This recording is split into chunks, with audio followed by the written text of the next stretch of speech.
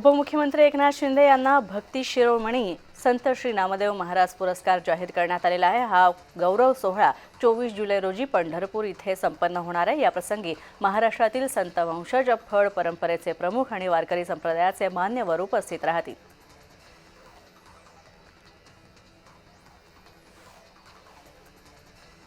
आषाढी एकादशीच्या निमित्तानं ज्या वारकऱ्यांना पांडुरंगाचं दर्शन घेता आलं नाही अशा वारकऱ्यांसाठी मंत्री गिरीश महाजन यांच्या माध्यमातून जामनेर ते पंढरपूर विशेष वारीचं आयोजन करण्यात आलेलं आहे। भुसावळ इथं या वारीचं आयोजन करण्यात आलं होतं, तर यावेळी मंत्री गिरीश महाजन यांनी सपत्नीक हजेरी लावली।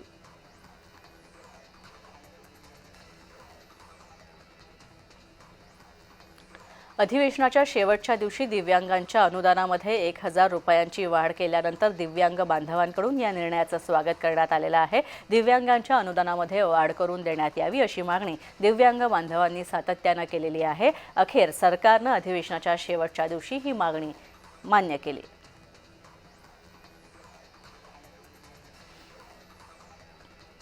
वर्ल्ड चॅम्पियनशिप ऑफ लेजंड्स 2025 मध्ये भारत आणि पाकिस्तान यांच्यातील बर्मिंगहम इथली आजचा सामना रद्द करण्यात आलेला आहे। तर भारतीय संघानं 5 प्रमुख खेळाडूंनी स्पर्धेतून माघार घेतलेली आहे। हरभजन सिंग, इरफान पठाण, युसुफ पठाण आणि सुरेश रैना तसंच शिखर धवन यांनी वर्ल्ड चॅम्पियनशिपमधून आपलं नाव मागे घेतलंय। यामुळे टीम इंडियाची अंतिम 11 खेळाडूंची टीमच तयार होऊ शकली नाही।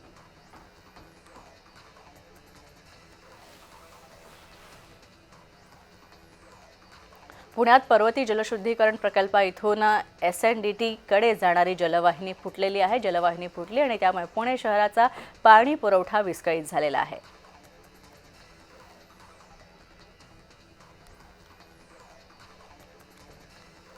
गोंदिया जिल्ह्यात 4 दिवसांच्या विश्रांतीनंतर पुन्हा एकदा पावसानं हजेरी लावायला सुरुवात केलेली आहे। जिल्ह्यात अनेक तालुक्यांमध्ये सकाळपासून पावसाची धार सुरू झालेली आहे, तर यामुळे नागरिकांसह शेतकऱ्यांना दिलासा मिळाला आहे।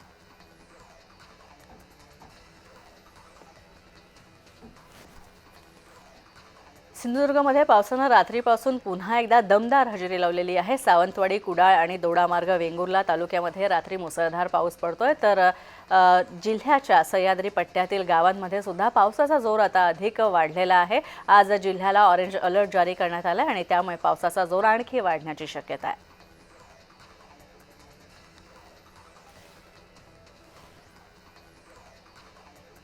आगामी कालावधीमध्ये छत्रपती संभाजीनगरहून बीड आणि धाराशिव तसंच चाळीसगाव हे अंतर कमी होणार आहे। रेल्वेनं ही शहरं काही तासात गाठणं शक्य होईल। गेले 3 दिवस छत्रपती संभाजीनगर आणि चाळीसगाव तसंच धाराशिव आणि बीड ते छत्रपती संभाजीनगर रेल्वे मार्गासाठी हवाई सर्वेक्षण करण्यात आलेलं आहे। या रेल्वे मार्गाची मार्च महिन्यामध्ये ग्रीन सिग्नल मिळण्याची शक्यता आहे। लवकरच हा मार्ग सुरू होईल।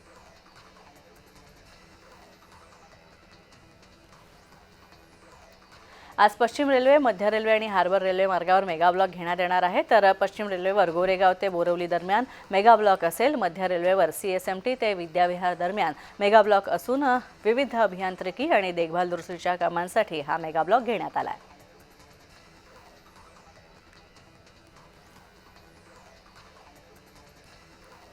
भंडारा जिल्ह्यामध्ये विवेकानंद विद्यालय खराशी इथं शालेय मंत्रिमंडळाची निवडणूक EVMच्या माध्यमातून घेण्यात आलेली आहे। तर शालेय विद्यार्थ्यांनी मतदानाविषयी त्यांना माहिती मिळावी, मतदानाविषयी निवडणूक प्रक्रियेविषयी प्रत्यक्ष अनुभव घेता यावा यासाठी EVMच्या माध्यमातून ही निवडणूक घेण्यात आली। या संपूर्ण प्रक्रियेमध्ये विद्यार्थ्यांना लोकशाही मूल्यांची प्रात्यक्षिकं सुद्धा दाखवण्यात आली, तर नेतृत्व गुणांचा विकास यामुळे होण्यास मदत होईल असं सांगण्यात येत आहे।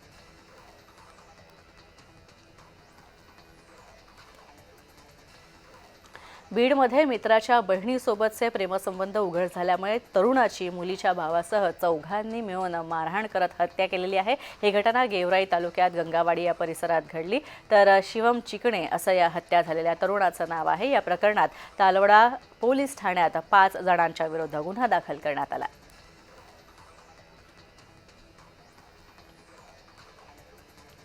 साकोलीच्या श्याम हॉस्पिटलमध्ये काही दिवसांपूर्वी अल्पवयीन मुलीसोबत डॉक्टर देवांश अगरवाल यानं अश्लील कृत्य केलं होतं। याच पार्श्वभूमीवर भंडारा आरोग्य विभागानं हॉस्पिटलमध्ये पाहणी केली। या प्रकरणी पोलिसात तक्रार दाखल झाल्यापासून आरोपी डॉक्टर फरार आहे।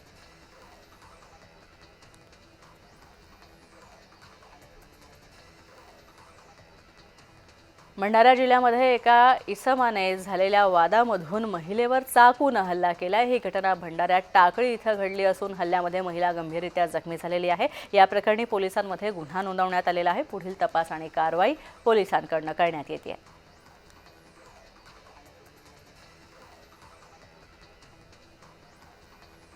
नाशिकच्या देवळाली ते नाशिक दरम्यान ओव्हरहेड वायर तुटल्यामुळे मध्य रेल्वेची वाहतूक विस्कळीत झालेली आहे। रेल्वेचं पथक हे घटनास्थळी दाखल झालेलं आहे आणि आरडवार बसवण्याची काम आता युद्ध पातळीवर सुरू आहेत। मात्र या प्रकारानं मध्य रेल्वेची अप मार्गावरची वाहतूक कोलमडलेली आहे। 5 ते 6 तास गाड्या उशिराने धावतात।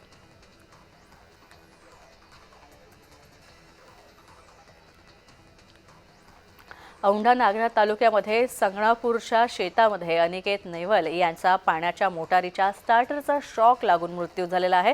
पाऊस पडत नसल्याने पिकांना आणि जनावरांना पाणी देण्यासाठी तो तिथे गेला असता शॉक लागून त्याचा मृत्यू झाला। अनिकेतच्या कुटुंबाला शासनाने आर्थिक मदत द्यावी अशी मागणी शेतकऱ्यांनी केली आहे।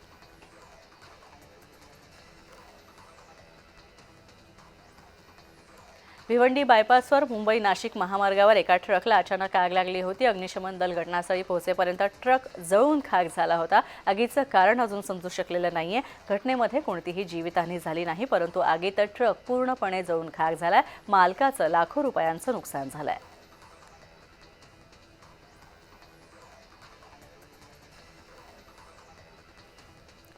संभाजीनगरमध्ये शेअर मार्केटच्या आकर्षणापोटी बापलेकानं 9,46,000 रुपये गमावलेले आहेत। शेअर मार्केटमध्ये गुंतवणूक करून 10 ते 15% शॉर्ट टर्म परतावा मिळवून देण्याचा आमिष या बापलेकांना दाखवण्यात आलं होतं। तर स्टॉक मार्केटचे खाते सांगून वेगळ्याच खात्यावर पैसे जमा करायला लावून बनावट ॲपद्वारे स्टॉक खरेदी करण्यास सांगितलं जाऊन फसवणूक झाली आहे।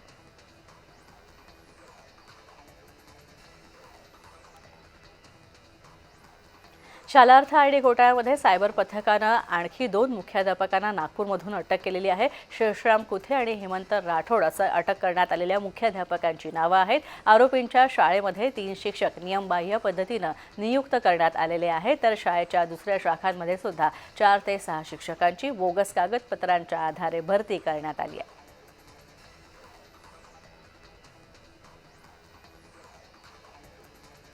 मनमाड कृषी उत्पन्न बाजार समितीमध्ये सध्या कोथिंबीर आणि मेथीचं मोठ्या प्रमाणात आवक होते। मात्र कोथिंबीरीला कवडीमोल भाव मिळतोय, तर खर्च केलेला सुद्धा निघत नाही आणि त्यामुळे शेतकरी हवालदिल झालाय।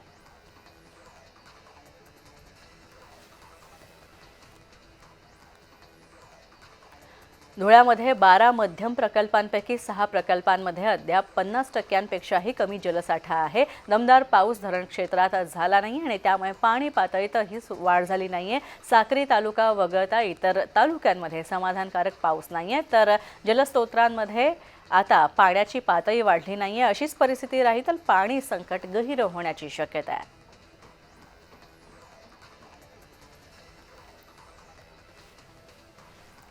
सिंधुदुर्गमध्ये वेंगुर्ला गावामध्ये गेल्या 100 वर्षांपासून रामेश्वर मंदिरामध्ये भजनी सप्ताह अविरतपणे सुरू आहे। गेल्या काही वर्षांपासून गावावर दुष्काळी स्थिती निर्माण झालेली आहे। दुष्काळाच्या संकटापासून सुटका मिळावी यासाठी रामेश्वर देवाला लोकांनी साकडं घातल्यावर तो दुष्काळ दूर झाला, पण त्यापासून गेली 100 वर्षापेक्षा जास्त काळ रामेश्वरचा भजनी सप्ताह केला जातोय।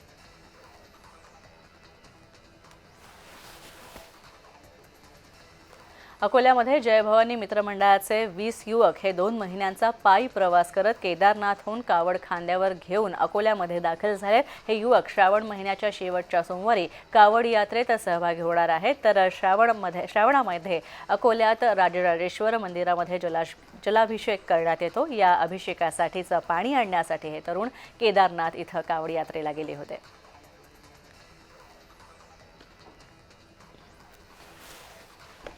धुळे जिल्ह्यात सिंदखेडा पोलीस स्टेशनच्या हद्दीमध्ये सुरू असलेल्या गावठी हातभट्टी चालकांवर पोलिसांनी कारवाई केली आहे। कारवाईमध्ये एकूण 27,500 रुपयांचा मुद्देमाल जागीच नष्ट करण्यात आलेला आहे। संबंधित व्यक्तीवर गुन्हा दाखल करण्यात आलेला आहे।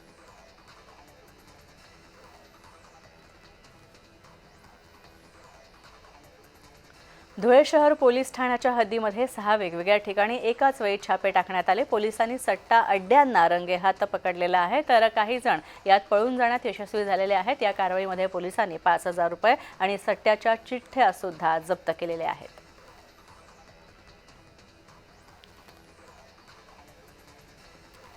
मालेगावच्या हिंगलाज दुहेरी हत्याकांडातील आरोपी सलमान मंसूर शेखला पोलिसांनी उत्तर प्रदेशातील मेरठमधून अटक केलेली आहे। 2022 साली मालेगावच्या नगर भागामध्ये वृद्ध दाम्पत्याची त्यानं हत्या केली होती आणि पुरावे नष्ट केले होते। आरोपी सलमान हा मेरठमध्ये एका कुटुंबातील 5 जणांच्या हत्येच्या प्रकरणी अटकेत होता, तर त्यावेळी करण्यात आलेल्या चौकशीमध्ये सलमान यानं मालेगावमध्ये वृद्ध दाम्पत्याची हत्या केल्याचीही कबुली दिली आहे।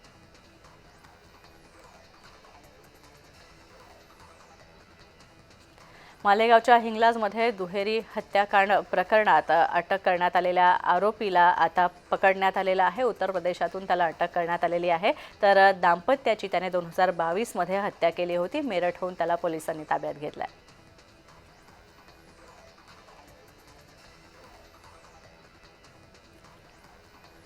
गेल्या 6 महिन्यांमध्ये गोंदियात 10 हत्यांच्या घटना घडलेल्या आहेत, तर हत्येच्या प्रयत्नाच्या 12 घटना घडलेल्या आहेत। हे सर्व गुन्हे पोलिसांनी उघडकीस आणले असून जुन्या वादामधून होणाऱ्या या घटनांवर आळा बसणं गरजेचं असल्याचं सांगण्यात येत आहे।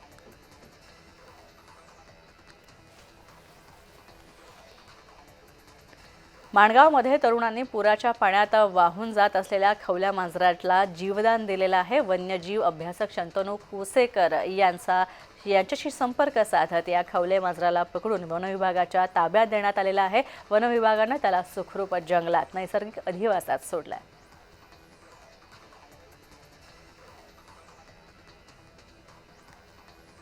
संभाजीनगरमध्ये फुलंब्री तालुक्यामध्ये पाथरी इथं 3 बालकांना अचानकपणे लुळेपणा आणि अशक्तपणा आल्याचं समोर आलेलं आहे। तीनही बालकांची ॲक्यूट फ्लॅसिस पॅरालिसिस संशयित रुग्ण म्हणून आरोग्य विभागानं नोंद केलेली आहे, तर तीनही बालकांना सारखीच लक्षणं आहेत, तर जिल्ह्यामध्ये एकच खळबळ या घटनेमुळे माजलेली आहे।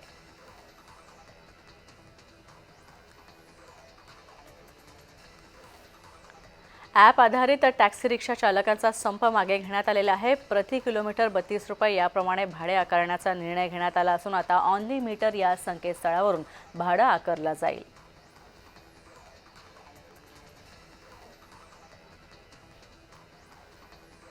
सांगलीमध्ये पलूस तालुक्यातील भिलवडी डंपर खाली चिरडून एका 7 वर्षीय विद्यार्थ्याचा जागीच मृत्यू झालेला आहे। शाळेतून घरी परत येत असताना हा अपघात झाला।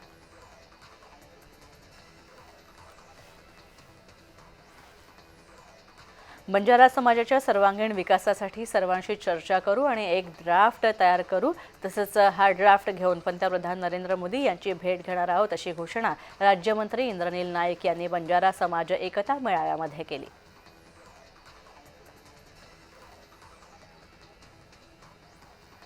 अकोला शहरातील नागरिकांच्या हित लक्षात घेता त्यांच्या समस्यांचं निराकरण करण्यासाठी आम आदमी पक्षाच्या वतीनं 7 जुलैपासून साखळी उपोषण सुरू केलं होतं। या संदर्भात मनपानं अजून तोडगा काढलेला नाही आणि त्यामुळे 15 जुलैपासून पुन्हा आम आदमी पक्षातर्फे उपोषण सुरू करण्यात आलेलं आहे।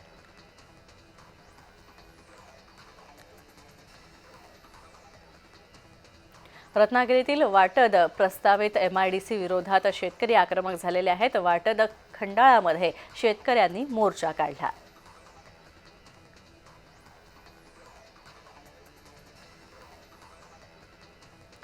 अभिनेत्री संगीता बिजलानी यांच्या पिंपरी चिंचवड येथील फार्म हाऊसमध्ये चोरी झालेली आहे। 50,000 रुपयांची रोकड घेऊन तसंच 7,000 रुपये किमतीचा टीव्ही सुद्धा चोरण्यात आलेला आहे। या प्रकरणी पोलिसांनी तपास सुरू केला आहे।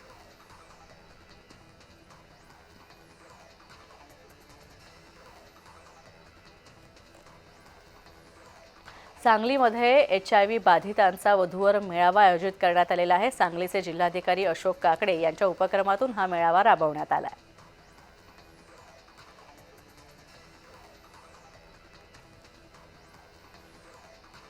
रत्नागिरी शहरातील आरेवारे इथं समुद्रात बुडून 4 जणांचा मृत्यू झालेला आहे। लाटेचा अंदाज न आल्यानं ही घटना घडली।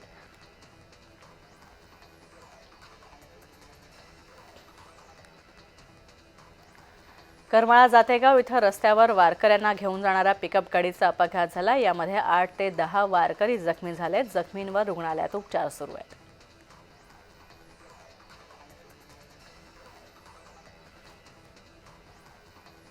गोंदिया जिल्हा मध्यवर्ती बँकेच्या अध्यक्षपदी माजी आमदार राजेंद्र जैन यांची पुन्हा नियुक्ती करण्यात आलेली आहे, तर उपाध्यक्षपदी माजी आमदार भेरसिंग नागपुरे यांची वर्णी लागली आहे।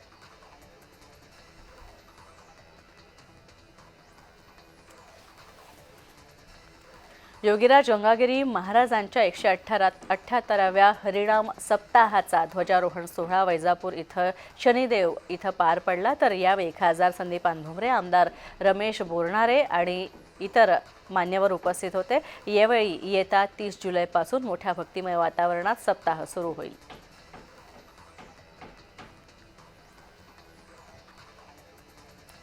तर योगीराज गंगागिरी महाराज सप्ताह हा अध्यात्माचा उत्सव आहे आणि यात सहभागी होणं हा एक वेगळा आनंद देऊन जातो, अशी प्रतिक्रिया जलसंपदा मंत्री राधाकृष्ण विखे पाटील यांनी दिली आहे।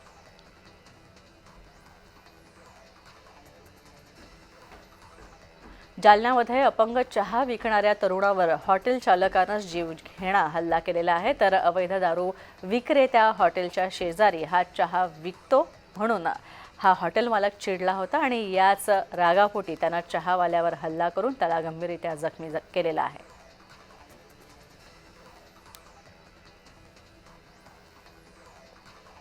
महाराष्ट्र आणि कर्नाटकातून दुचाकीत चोरी करणाऱ्या दोघांना अटक करण्यात आलेली आहे। सोलापूर शहर पोलिसांच्या गुन्हे शाखेनं ही कारवाई केलेली आहे।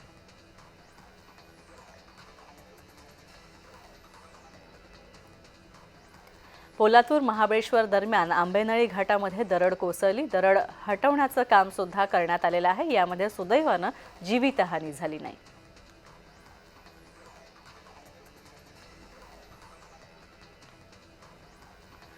जुन्नर तालुक्यातील आळेपाठा इथं घरफोडी करून चोरीची घटना घडलेली आहे। या प्रकरणी 5 आरोपींना ताब्यात घेण्यात आलेलं आहे, तर आणखी 5 आरोपी हे फरार आहेत। आरोपींकडून 12 लाख रुपयांचा मुद्देमाल जप्त करण्यात आला आहे।